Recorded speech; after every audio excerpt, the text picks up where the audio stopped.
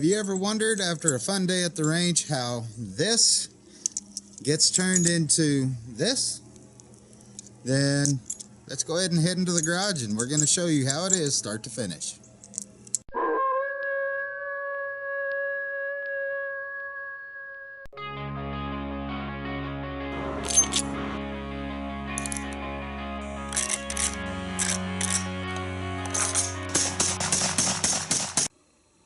Hey everyone, Wolf81TX here, and today we're going to go into reloading some more. Now, before I kind of showed you what I did with reloading, but today we're going to go start to finish what I do from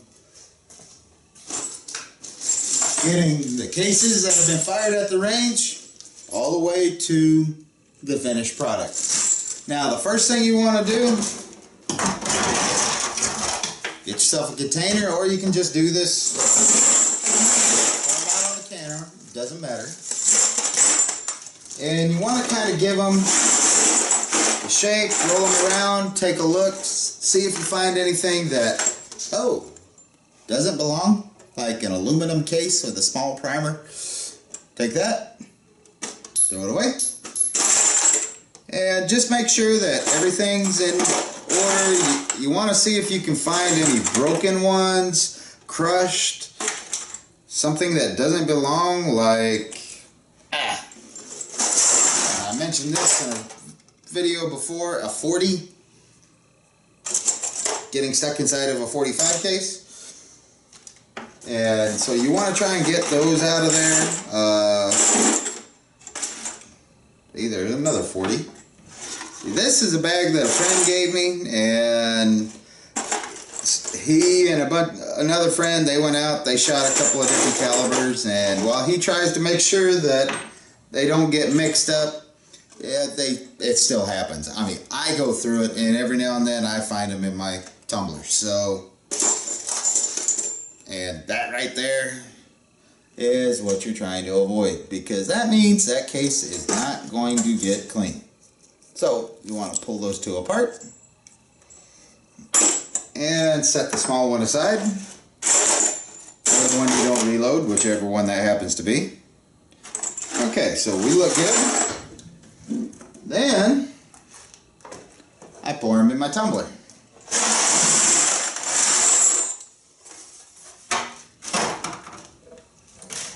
Now I will usually put this on. Another little hint for you new reloaders. And I did this last time, so I really don't have to do it this time.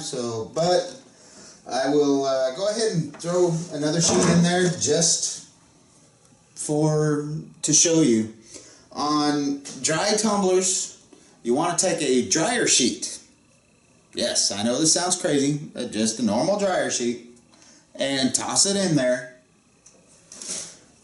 with your brass and let it run with that tumbler, with that dryer sheet in there. Now, here's the reason for the dryer sheet. That dryer sheet actually collects all the dust that the walnut or corn cob shells will create when they're vibrating, and it holds onto that dust. So when it's done, all you do is pull it out, throw it in the trash can, and you don't have a bunch of extra dust. Your shells are your cases are a lot cleaner. So you'll actually have a much better setup straight off the go.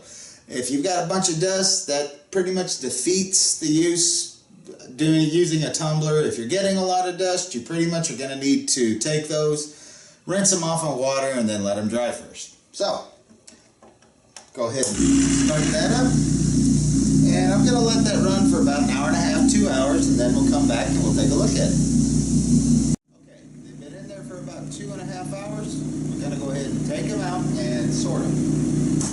Turn this off.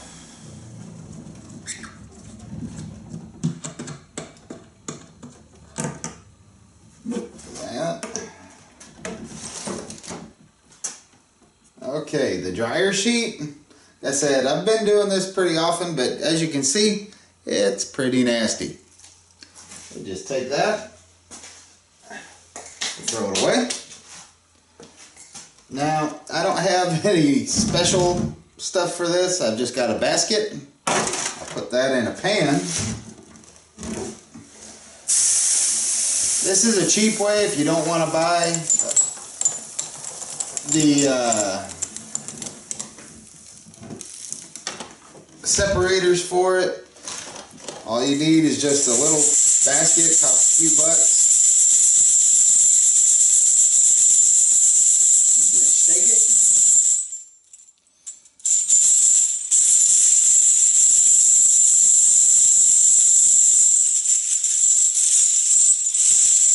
Turn them around a little bit, make sure that you get them all turned up.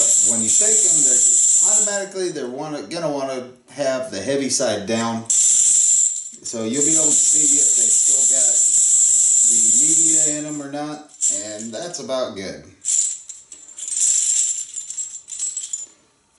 So, we got clean brass. Alright, now, I'm going to put that aside, and we're going to come over here and start the loading process. Okay. We're over here on the press. Now the main thing you want to remember is on 45 brass you really don't have to worry about it too much as far as the brass stretching, but you want to make sure that it doesn't go past 0.898.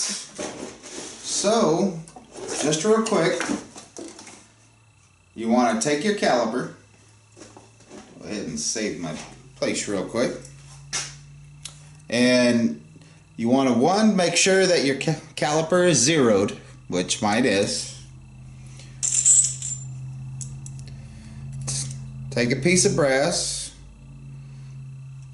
and I am at 8.5. which is just fine. If it's shorter than the 898, that's fine. 898 is the max that it can go. After that, you may want to see about trimming them. But on 45 ACP, it's rare that you'll ever actually have to trim them. Now, when you go to do this, make sure you have plenty of light. You're going to want to be able to see into the case after it's put into the press. So, put that in there. Then you're going to want to come up and you're going to resize and come down and prime. Except right now I don't have any primers loaded, so that case is now resized. We've got to go ahead and load some primers up and we'll be ready to go. Okay, we're going to load some primers. So first you want to take your primers here. Now these are Winchester large primers. Now the best way to do this to make sure that you don't spill any, go ahead and set them to where, well, you're going to want to see, just kind of poke them out and make sure you got them to where the right side is facing up. Alright, then you want to put them down on the plate with the ribs on it. Just kind of pull that out. And hopefully, if you're lucky, which we're not, but that's okay, it makes it to where I can show you, they'll all come up. Actually, no, they rolled to where they were all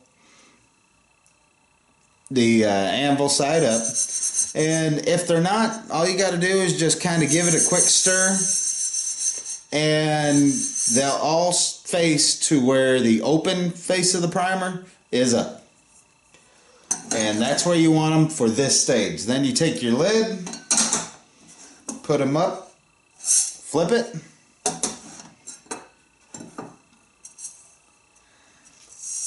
and that puts them ready to go into your loading tube. After that, all you got to do, take your tube and start picking them up. Pretty simple.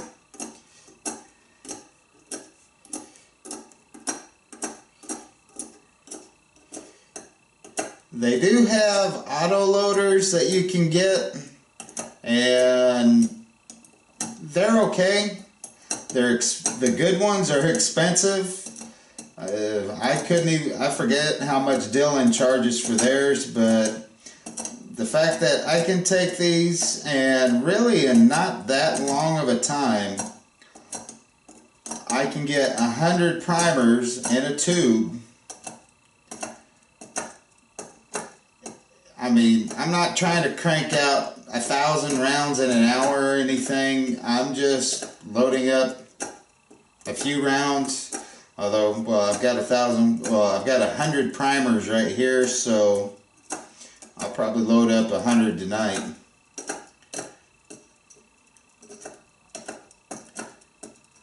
Go ahead. But if you really want it, then yeah, there are options out there for automatically filling up a primer tube.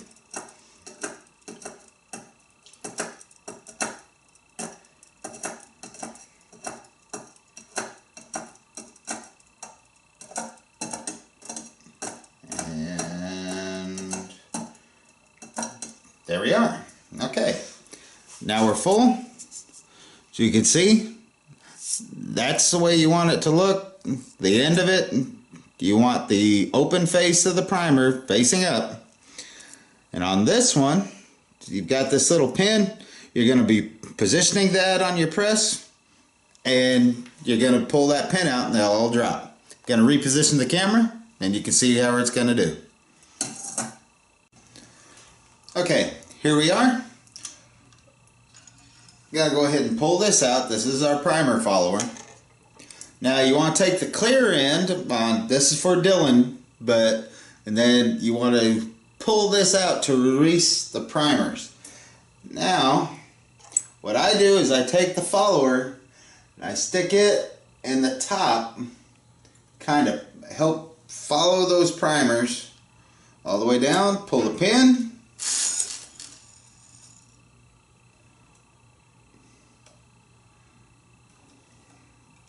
Okay.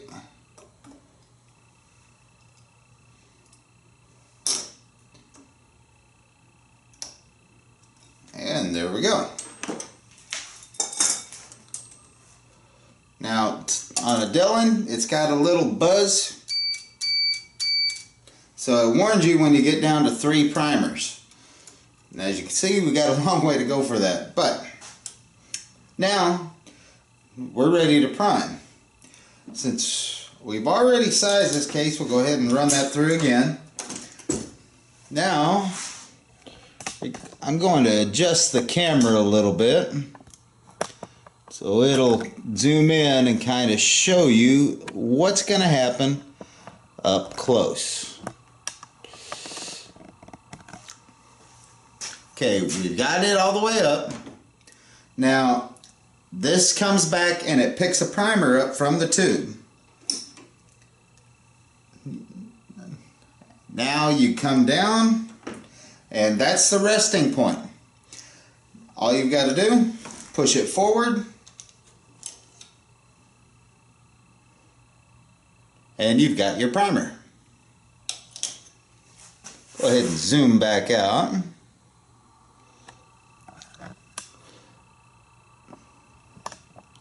Okay, now's where we move on to the next stage. Now we want the primer. Now we want the powder to be able to get into the case. Now I'm not doing that many of them. And I've got a little bit of powder in here, but there we go. You really don't need that much powder for 100 cases. Like filling it up to right here, that'll be fine. Now what I normally do, I'll go ahead and take this out. I usually have a case around here, which I might have actually done something with it, but I'll take a full case, an empty case, and I run it up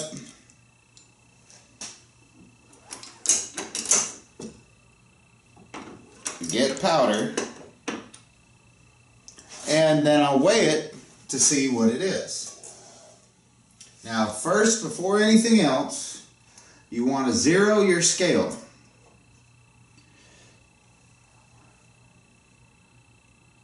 Okay, scale 0. We're going to go ahead and pour our powder charge in that. Now, I know this is going to be more than 5 grains, so I'll go ahead and set the first setting on 5.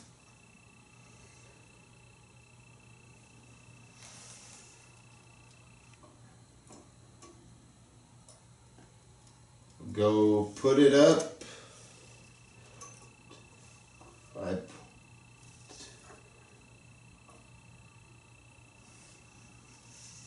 And we are sitting dead on at 5.4 grains, which is where it's supposed to be.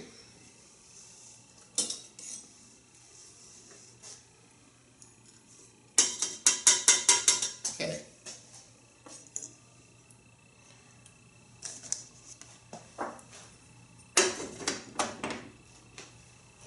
Alright, so put our case back in. Now we've already primed the case. We're going to rotate it around. We're going to put a new case in.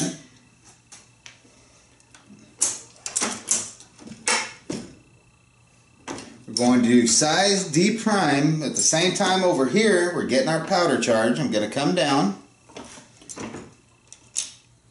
and put a primer in the case.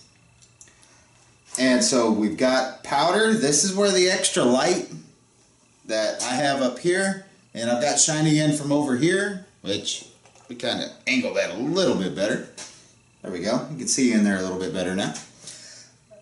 So I can see the powder, so I know I've got a powder charge, and it's right where it's supposed to be. You want to make sure you can see and you can estimate the level of what that's going to look like, especially on a progressive. When you're starting, I recommend you weigh each and every charge. After you've done it for a while, you'll be able to tell where that level is supposed to be in the case. So, you're going to go ahead and index it over, and let me, when you're sorting brass out, let me go ahead and mention you want to check the primer size. Like, I have this set up for large primers. Now, the case I just grabbed is a small primer. And I forgot to check these and sort them out. And I'm hoping I can actually get this to where you guys can see it. Let me get the extra light on it.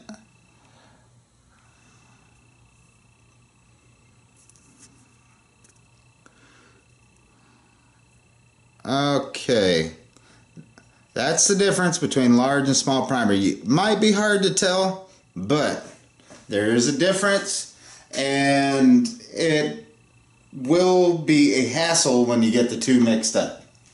So you want to try and catch those in the initial sorting phase, but if you don't, just try and keep in your mind when you're grabbing them, go ahead and take a look at that primer before you put it in. Okay, so I've got one indexed over to the bullet seating. I've got one ready to get powder, and I've got one in here. So I need to take a bullet and place it on the shell that's got powder, and the case has been flared. Go ahead and run it up. Okay, deprime, resize, put a primer, and I like to check that frequently to make sure it got the primer. Dillon has an awesome priming system. It really is. It's out of all the reviews I've ever read on any press, it has the least problems out of any press for the priming system. So that's just really the main reason why I like Dillon so much. Now, we've seated a bullet. So the first thing you want to do is you want to go to your book, and it wants 1.275 for overall case length. So we're going to take our caliper. Now, I'm reading in at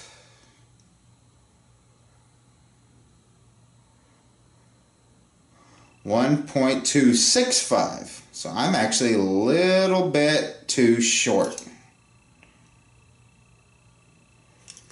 So this is where you get your wrench out. And right here, loosen that guy up. Just give it a quick turn.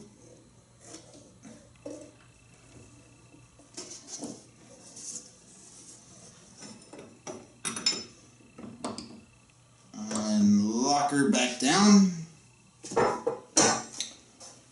Now, as 165, it'll be okay. I mean, these are going to be just blasting rounds anyway, so I'm not overly worried about it. And I know 265 will chamber in my gun. So, got that. Okay, that's in. We want to go ahead and index over to the crimp. We want to take a bullet, put it over the powder in the case. Grab a new case, stick it in. Alright, now on this one we are depriming, resizing, getting powder, seating a bullet, and crimping all at the same time. Go ahead and put that in. So we've got that. Now we want to go ahead and, since we adjusted our die with the bullet seating,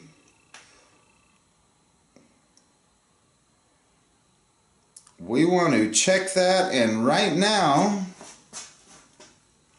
I am at, actually I pulled it up too far. We are sitting at 1.286. Now, here's what you want to do is you want to remove the case with the powder, and that one's a little damaged up, so I'm actually going to leave that one out. And we're going to take the case,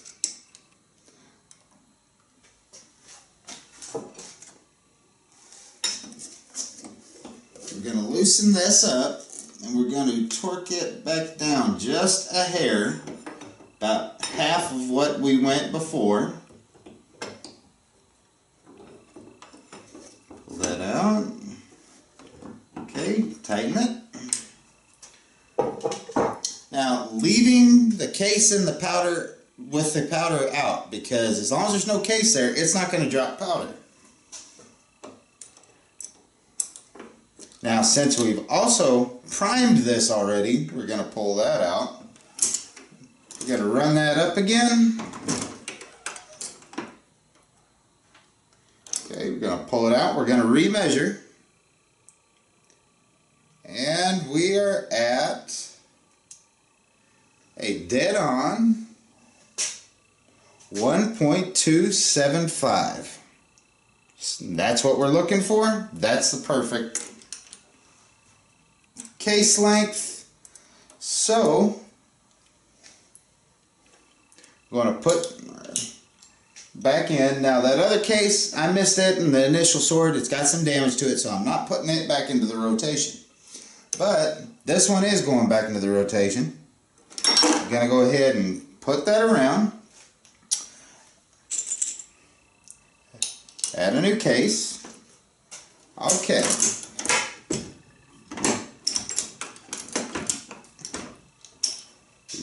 Okay, cool. We got our powder drop. There we are.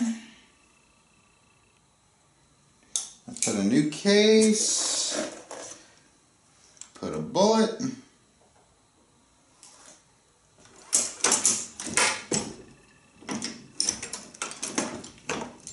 Alright, and just to double check, that comes in at 2.275. Okay. That's where we want it. Put that back in. So we got powder, We got our primer, bullet. All right, so we want to index. Put a new bullet in. Grab a new case. Now we want to go ahead and run it up again.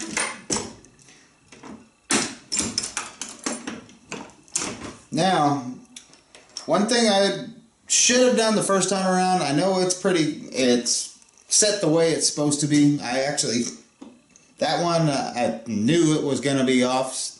But what you want to do, after you've crimped your case, is you want to take your caliper and you want to make sure that the neck of the case is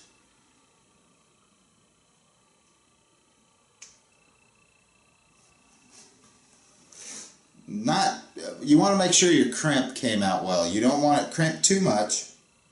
Like this right here is 4572, which is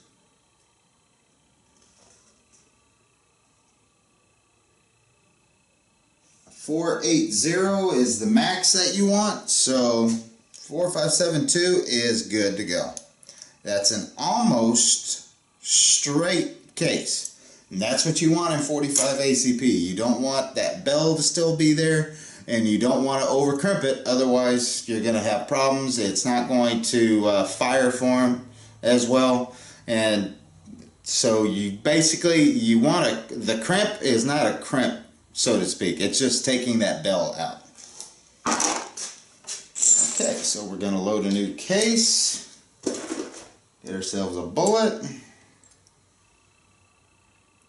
Alright.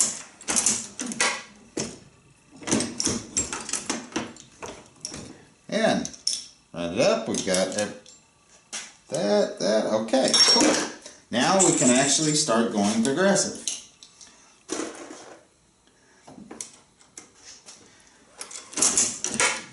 And after everything's set, you know all of your measurements are where they're supposed to be.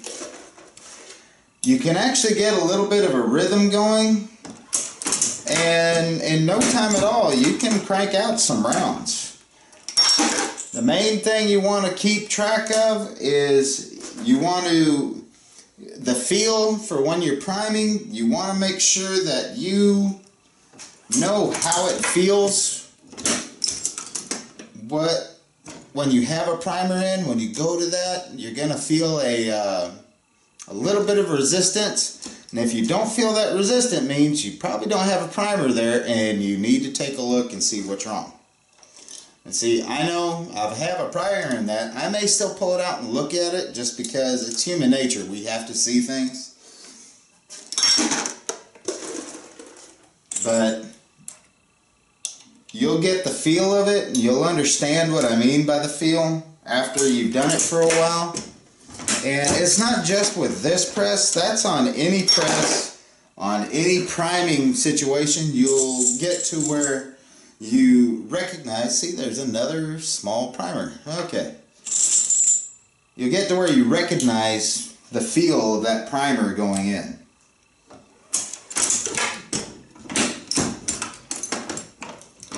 Now, keep in mind, the biggest thing you really want to do is you want to, like I said, you want to have that extra light up here and what I've got over here so that you can see that powder in the case. If for some reason you don't have powder in the case, that's almost more dangerous than having a double charge. Because what will happen if you just have a primer, or if you have powder but you just don't have enough powder in there, go ahead and get that. If you have powder but not enough powder, and so let's say it's enough to just lodge a bullet in the barrel. Go ahead and you've got a bullet in your barrel, let's say down here. Let's say you got just enough powder to push it towards the ends of the barrel. If you're lucky, and this ever happens, and this is what we call a squib load. If you ever you're going to hear that term, a squib load. That's what it is. And you're going to get a bullet stuck in the barrel. Now, if it lodges down far enough in the barrel, then when you go to rack around in, it's going to chamber and it's going to go into battery. If you're lucky enough to where it's farther back, then that bullet behind it won't go into battery and you'll understand you have a problem. Most of the time though, it's going to send it down the barrel just a little bit. So that next bullet will go into battery, and when you fire, explosion. This is why you have to keep an eye on that powder. You have to understand what's going on. By the way, empty. Squib loads are extremely dangerous. You can put a double charge load in this thing and it's going to hurt and it may damage the gun, but depending on what powder it is, because different powders have different burn rates, you might still be able to live to see another day. If you take a bullet and you try and shoot another fully charged bullet through that, this gun is destined to blow up. You're going to be lucky if you still have your hand left over. It is that serious. So, look at your cases, keep an eye on what's going on. Making a video, not the best thing to do, but I'm trying to do this just to show you. And I've been doing this a little while, so I can actually tell you I've got a little bit of practice doing this, but you want to make sure the powder's in there. You want to make sure it's the level where it's supposed to be. Don't get into any hurry whatsoever. Take your time, because the minute you get into a hurry, that's when bad things start to happen.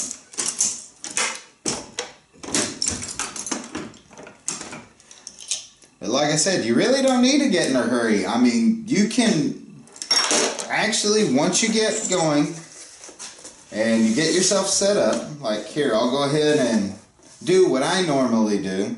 I get my bullets right there. I have my cases right at hand. And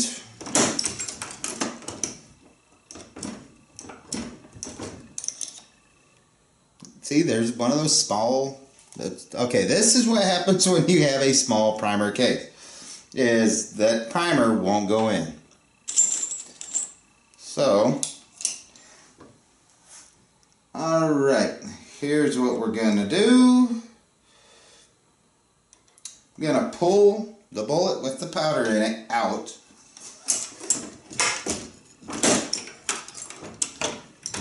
Okay, that one, we're good. Put the case with the powder in it back in. We're going to rotate, and now we're back in sync. That's why I love the Dillon. It's set up to where you control everything. If I don't drop bullets everywhere. So, got the case with the powder. Now I'm going to go back to try and show you how when you get into a nice little rhythm,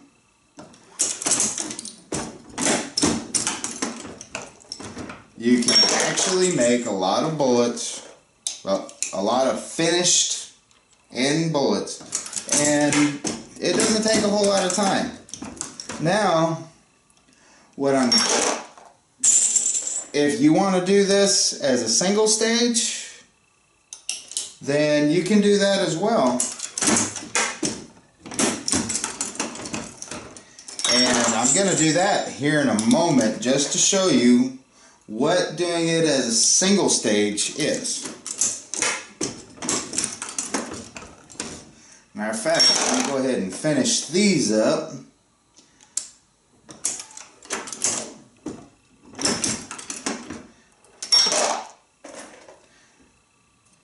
And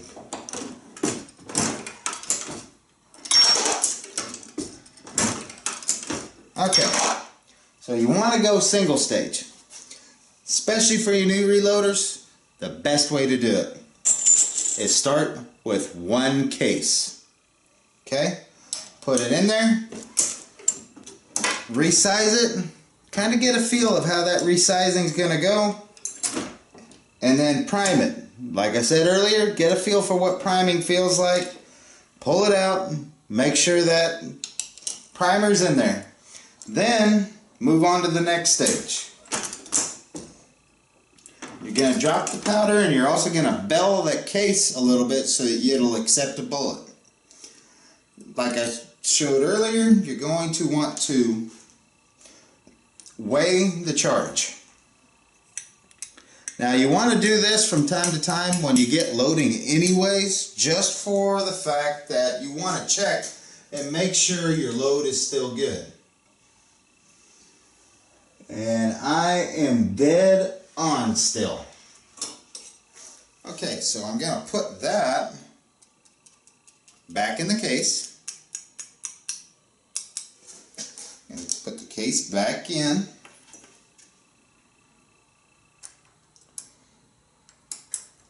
Now we know we've got the correct powder charge, so we're going to go over here to seat the bullet.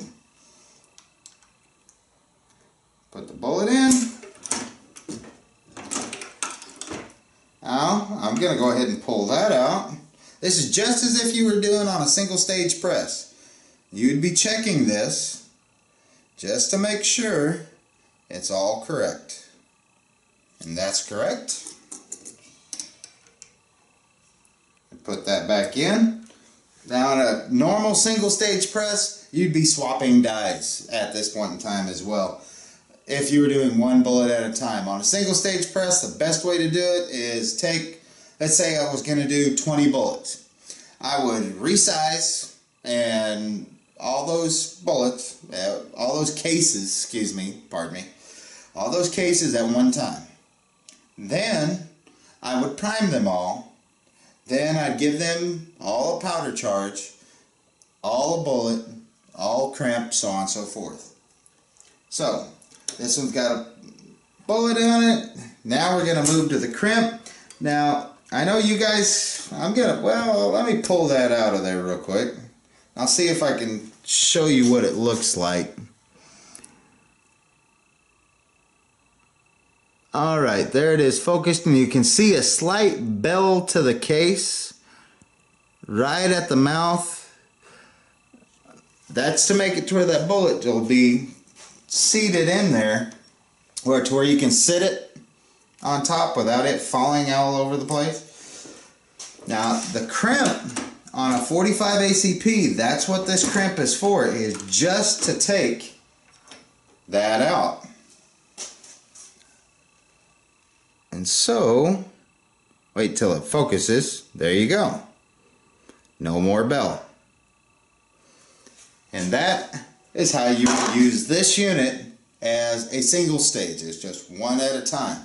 Which, new reloaders, I can't stress enough how much a good idea that is for you guys to start out, whether you have this press or a Hornady LNL, or even if you went out and bought an RCBS fully progressive, any press, you need to start out this way. Now on some of the other progressives, it's more difficult to try and do a single stage. That's why I liked this one, is it's built to run as a single stage. So I'm going to put that back in.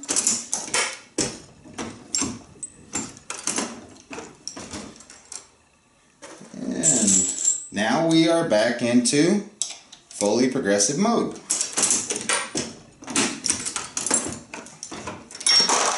And that's how, for you guys who are looking at starting loading, that's from start to finish the basic essences of it all. You want to make sure you check your cases for cracks, make sure that they're all going to be good, and then when you get the finished product, go ahead and give them a glance. I mean, take a look. Is there anything out of the ordinary that you can see with them? Just because these are going into your gun, they are going to go boom. That's hopefully it's what we all look for. We just want them to go boom the way we want them to. If they go boom in a bad way, then things not so great, and usually a trip to the hospital is warranted. So I hope you enjoyed the video. I hoped I helped some of you guys out with some of the steps and reloading. If you have any questions, fire away in the comments below, and I will do my best to answer them. Y'all take care.